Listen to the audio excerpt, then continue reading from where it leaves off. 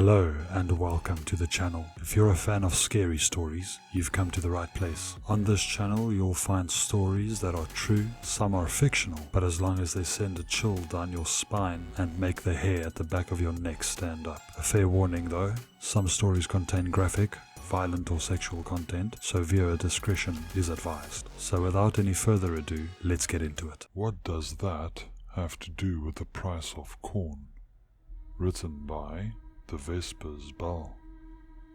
It was that time of year when fresh corn signs along the rural roadside were a common sight. Not being a connoisseur of either fresh produce or farmers' markets, I had never pulled over for one myself. But it was one particularly attention-grabbing sign that caused me to finally decide to give roadside corn a try. It was a hand-painted blood-red sign with white, almost calligraphic lettering advertising one-of-a-kind crimson corn, sweet and savory, $7 a dozen, cash only. Try our diabolical corn maze and win a secret prize. Intriguingly, the sign had a labyrinth symbol encircled by an Ouroboros, a snake eating its own tail. I had never heard of crimson corn and found myself curious enough to make the slight detour to see what it was. The sign pointed down a dusty driveway which led through a thick tree line that kept me from seeing if there was actually anything down on the other end. It would have made more business sense to put their corn stand on the side of the road, but I figured they must really want people to see this corn maze of theirs. And as it turned out, I was right. I turned left down the bumpy dirt path just barely wide enough to accommodate my car, passing under a wooden arch as I crossed the tree line. As I drove under it, I took note of an old mechanical-looking box attached to the archway's side. I wondered briefly what it was, but the thought immediately left my mind as I left the trees behind me and entered the farmstead. On a hill in front of me sat a picturesque dark red barn alongside a stately farmhouse that looked more like it should be the penthouse of a high-rise building, and all around them were cornfields of towering crimson corn stalks. I had just naturally assumed that crimson corn had been referring to the kernels, but it was their foliage that was as red as Japanese maples. It was a bewitching sight. Such vast fields of surreal-looking corn, swaying and rustling in the soft wind. Even the sunlight felt slightly off and dreamlike, but I chalked that up to the way it was refracting off the red leaves. Though there was no sun to be seen, the sky was cloudy enough that I thought nothing of it. The corn stand itself was set up at the very edge of the field, beneath the shade of a gnarled and twisted oak and beside the entrance to the maze. Many baskets of picked corn were laid out ready for purchase, and the stand was staffed by a girl who looked to be around 20 years old. She had brilliant blue eyes, pitch black hair in bunches, and wore a red and white checkered farm dress. She exhaled a long drag from her cigarette and gave me a friendly smile and a nod as I pulled up beside her. I noticed that she was barefoot with bright red nail polish that contrasted sharply with the dirty and calloused soles of her feet. I gave so much attention to her feet that I barely gave a thought to the three large dark creatures lying around them. "Hello there, ducky. Looking for some corn?" she beamed. "Hello yourself. I've never seen corn like this before. Is it really one of a kind?" I asked. "Absolutely.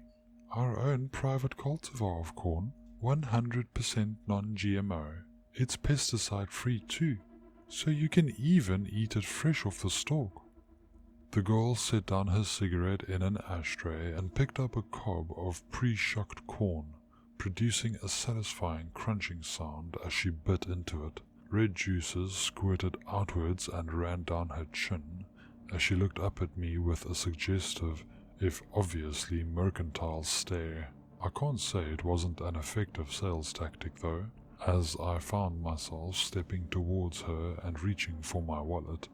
I only stopped when an aggressive snort drew my attention back to the animals at her feet, and was surprised to see that they were, in fact, large black pigs. "Oh, I thought those were dogs," I muttered dumbly. "I prefer pigs to dogs," she explained, throwing down some unshucked corn for them to devour. "They're just as smart, but they haven't been bred for unconditional loyalty, so if a pig likes you, you know you earned it. Sorry if they startled you, but a girl can't be sitting out here and meeting with random strangers without a bit of protection." As the pigs chomped down on their corn, it stained their teeth and mouths red, an effect which was much less enticing on them than it was on the girl. I had never been so close to pigs without a fence between us, and I couldn't help but take note that even the smallest one looked like it weighed more than I did. They were extremely formidable-looking creatures, and I didn't doubt that they could do some serious damage if I got on their bad side. They grunted and snorted hostilely as they ate, all of them giving me an evil eye that seemed almost resentful, as if they'd rather be eating me than the corn. Hey, that's enough of that, fellas," the girl scolded them gently as she knelt down and started scratching the largest one behind the ear. "Don't mind them, ducky. They're harmless, really, so long as they're fed on time." The pig rolled over onto its back and let the girl rub its belly, all of its menacing aura instantly vanishing as it took on the trappings of a typical pet. The other two pigs laid back down in their shade and seemed to lose all interest in me, allowing me to immediately regain my confidence. "Yeah, they don't look like they skip too many meals," I bantered back. "Are they really all you got watching your back out here? Your pa's not going to come running out with a shotgun if he hears a commotion or something like that."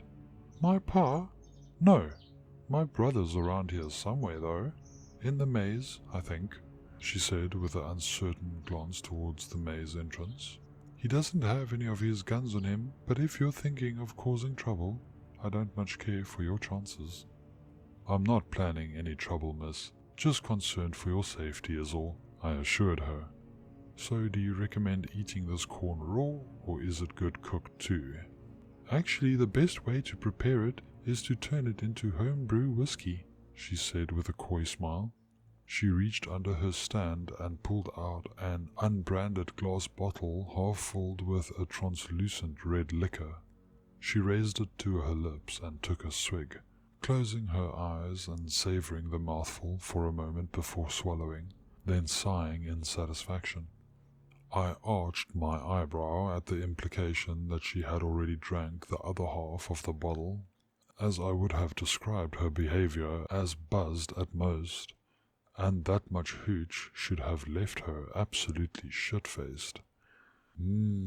Yeah, not meant for mere mortals," she said, guessing my thoughts. "My brother makes this himself right here. He likes to use it for his cocktails, but I prefer Bloody Marys and martinis, so when I drink whiskey, it's usually straight. They do make good Manhattans, though, but you have to drive, so it might not be a good idea. I'd offer to sell you a bottle, but that wouldn't exactly be legal. But if you ran through the corn maze, it would be your prize. And there wouldn't be anything illegal about that, now would there?" "Oh, so that's the secret prize the sign mentioned?" I asked, a little amused with her underhanded business tactics. "How much?" $20, and it's yours," she said with a tempting sing-song voice, waving an unopened bottle of corn liquor in front of me. "All right, sold. $7 for the corn and 20 for the maze," I said, putting the exact change down on the stand. I reached for the bottle, only for her to pull it back. You've got to walk the maze first, ducky," she insisted. "Fine, and it's Holston, by the way," I said, growing a little tired of her favorite epithet. Mary darling," she reciprocated with a satisfied smile. Nodding, I marched off towards the maze to earn my bottle of bootleg whiskey. I only really noticed then that there were several other vehicles parked on the grass alongside the corn maze, but I hadn't seen or heard any sign of anyone else yet. "How big is this maze anyway?" I shouted back at her. She just shrugged as she took another swig of whiskey. "Depends on how good you are at solving it," she shouted. "Oh, and keep an eye out for my brother. He likes to dress up as a scarecrow and scare people." Shaking my head in irritation, I stepped into the maze of crimson corn. The instant I was inside, I was struck by how much darker and quieter everything was. The bloody red stalks loomed over me at more than 7 feet tall, casting shadows in all directions. The corn was so tall and thick it seemed impenetrable, absorbing my ambient sound so that the only thing I could hear was the stalks rustling in the wind and my own feet crunching the straw beneath them. The sky seemed to darken as well, along with taking on a reddish hue, as if the sun had hastened its descent to the horizon. I dismissed it as an illusion caused by some sudden increase in cloud cover and the odd color of my surroundings, and pressed onwards. The maze offered only 90-degree turns at randomly spaced junctions. I tried making only right-hand turns, but I quickly came upon several junctions where that wasn't an option, as well as running into a couple of dead ends and having to double back. Before long, I was completely disorientated and had no idea which way I had come from. I decided to give up on any sort of strategy for the time being and simply wander the maze at random. There were signposts spaced out at irregular intervals, though none of them provided any useful information at all. The signs all had short, scary messages like, "Every way is the wrong way," "You were lost before you started," and "Don't scream, he'll hear you."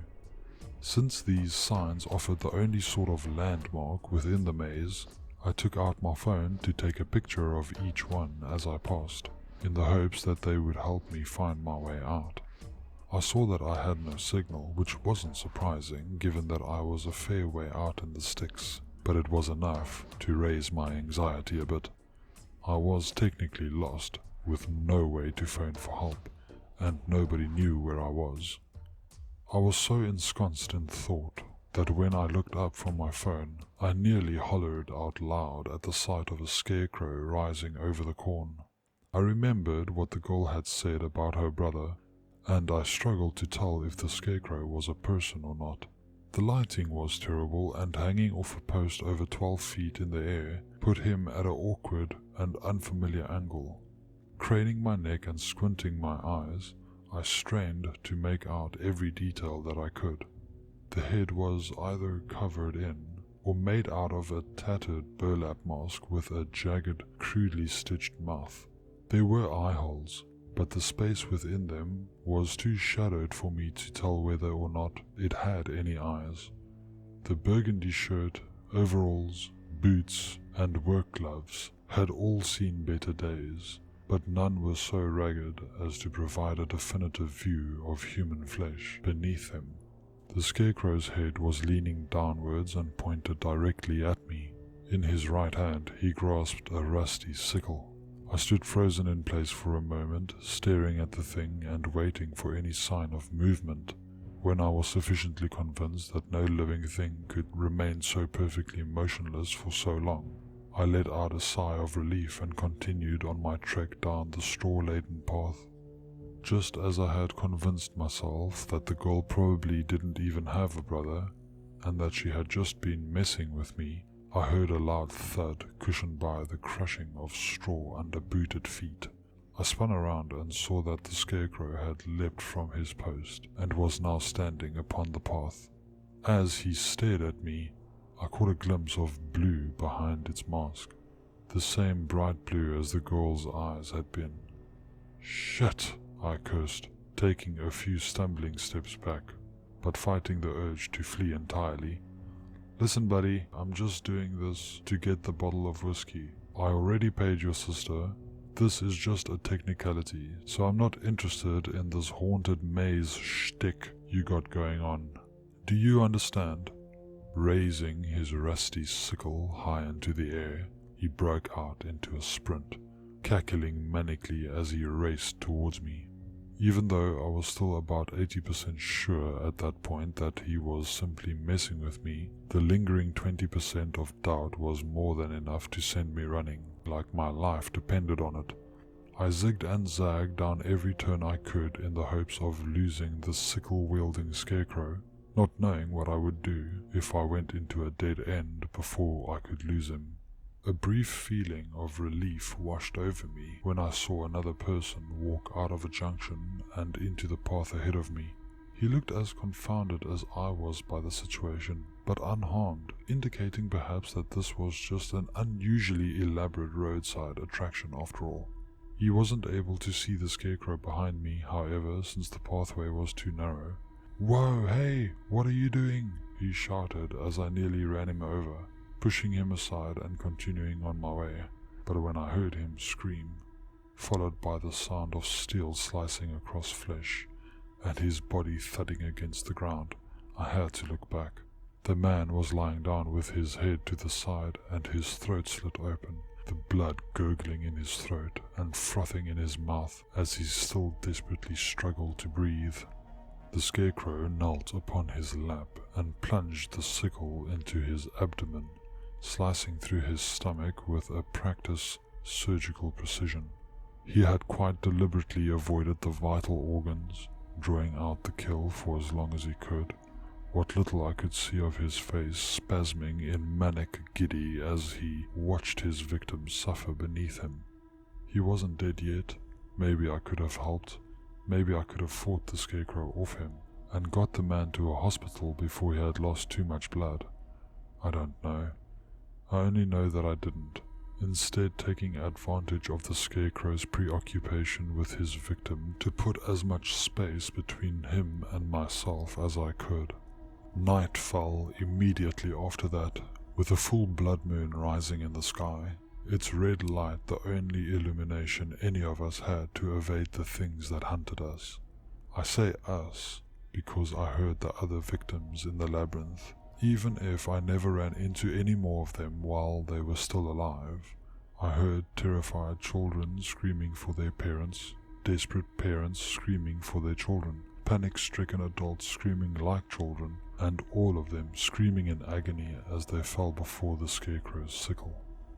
There was also a woman laughing psychotically alongside the squealing and trampling hoofs of swine, so I could only conclude that Mary wasn't a mere accomplice but an active participant in this massacre.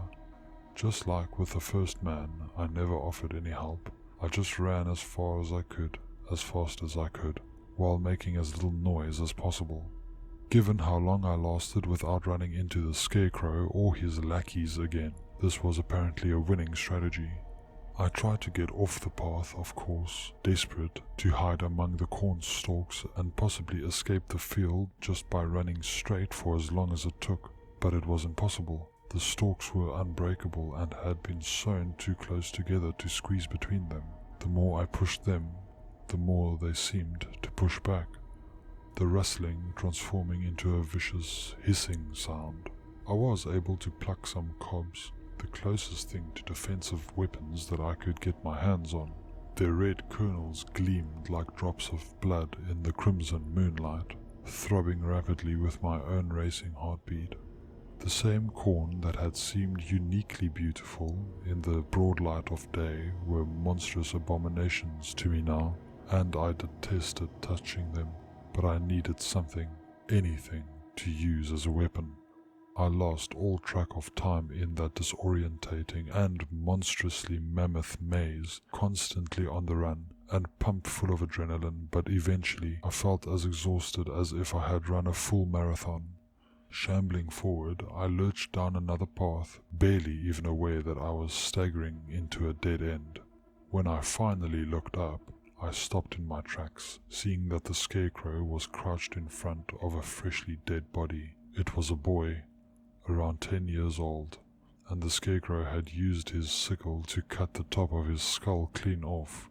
"I'm afraid I'm going to be needing your brain, young man," the scarecrow said to his victim, gently petting the exposed grey matter. "Cliché as it sounds, I don't have one of my own, But how can you speak if you don't have a brain? The dead child asked with an equally dead expression, his voice flat and his jaw moving up and down like a ventriloquist's dummy. Somehow, the Scarecrow was using the boy's body as a puppet. Well, I'm not sure, but some people without brains do an awful lot of talking, don't they? The Scarecrow quoted. Smiling, he plunged his hand into the boy's open skull, grabbing his brain and tearing it free with a single strong tug. He squeezed it slightly, causing it to drip blood onto his hand and onto the ground below. Let's see if this helps, shall we? Looking directly at me, he placed the brain upon his head, wearing it like a raw, blood-drenched hat. The sum of the square roots of any two sides of an isosceles triangle is equal to the square root of the remaining side, he quoted again, smiling perversely through freshly made tears in his mask. Not knowing what else to do, I threw my cobs of corn at him. He sliced one of them mid-air with his sickle, but the rest of them didn't even get close enough for him to bother with. With a condescending stare, he waited for me to make the next move. Deciding that fleeing would be slightly less futile than fighting, I turned around and limped down another path, as fast as my wobbly legs would go, my gasps turning more and more into sobs with every step. I didn't hear the Scarecrow giving chase, but in a few seconds it was clear why. I had run straight into a large square clearing at the end of the maze, where all of the other victims' bodies had been piled up on a skid to block my path to freedom. One of them had been savagely ripped open, their viscera and entrails haphazardly scattered about, like a painful balloon splattered upon a canvas. Mary was there, wallowing naked in the gore alongside her pigs, each of them coated red in their victim's blood. The pigs greedily chomped away at whatever body part was within reach of their snouts, while Mary used a butcher's knife to saw off fistfuls of flesh and devoured them with a feral madness. I just stared, too dumbstruck to react, too petrified to even try to make my way past them to the exit, until I felt the Scarecrow place his hand on my shoulder and poke his sickle against my back. "You were supposed to say, 'That's a right triangle, you idiot,'" he said, and I felt the warm, squishy brain being shoved on top of my head. "I think you need that more than I do." "Oh, Mary darling." At his call, I saw a flicker of lucidity replace the animalistic instinct in her eyes, despite the absence of clothing and abundance of other people's vital fluids upon her body. She assumed a polite and dignified pose as she rose to speak with him. "Yes, James, darling," she smiled at him, her accent distinctly less rural than it had been when we spoke earlier. "This is our last victim, if my count is right, and I thought I should see what you'd like done with him before I do anything too irreversible," he explained as he pushed me closer towards her. I was too exhausted and terrified to offer any protest or resistance, aside from some reflexive whimpering and gasping. If I was going to fight back, it would only be to provoke them into killing me quickly instead of whatever grim torture they might have planned. "Oh, that's so thoughtful, James darling," she beamed at him.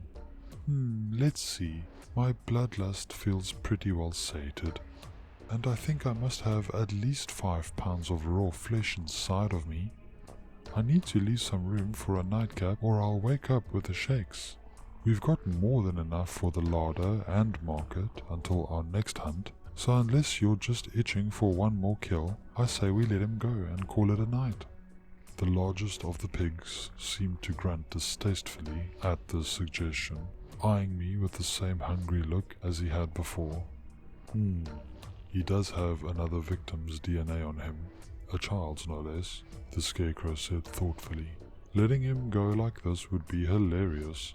"Looks like you're outvoted, Orwell," Mary shouted back to the lead pig before pointing her bloody knife directly at my heart. "Don't you get too comfortable though, ducky. We may come after you again in the future, or we may not. It'd be fun, but we might just plumb forget about you." For you, this is the worst day of your life, but for us, it's a Tuesday. A good Tuesday, though. She yawned and stretched before looking past me again to speak with her brother. James, darling, I'm too tired to hose off first, so I'm going to plop down here with the pigs so I don't mess up the residence. Just get rid of him, stick the bodies in the larder and come join us when you're done, she told him. I felt something sharp pierce my backside, and at first I assumed it was the scarecrow's sickle, but I quickly realized it had been a syringe of some kind. I saw Mary herd the pigs together and lay down up against them as she swigged her nightcap from another bottle of whiskey before I lost consciousness. When I woke up, I was in police custody. I had been abandoned naked on the side of the road, with the child's brain still on my head and the scarecrow's sickle in my hand. I'm now being held without bail as the prime suspect in not only his murder, but the disappearance and presumed murder of the 7 other victims as well, since that sickle had DNA from each and every one of them on it. My lawyer is going to try and convince the jury that I am, in fact, another victim of the real killers, and that the more fantastical elements of my story are the results of trauma and being drugged. But there's no evidence to back up my story. The corn maze is just gone, the sign's gone, the weird box I saw on the archway is gone, and the driveway just leads to an abandoned lot. The toxicology report showed that there was nothing special about what the scarecrow used to put me out, and the bastard made sure to prick my back in a place that I could have reached myself. I know my odds of winning over a jury aren't great, but I'm not too worried about that now. This morning, I woke up wearing the scarecrow's mask. The darlings haven't forgotten about me, and they want me to know that even in county jail, they can get to me whenever they want. I guess Mary's pigs aren't going to have to settle for corn much longer after all. Thank you for watching. If you liked the video, hit the like button, don't forget to subscribe, and hit the bell icon so that you get notified for future videos. If you don't do these things, the like button will haunt your dreams and stalk your days forever.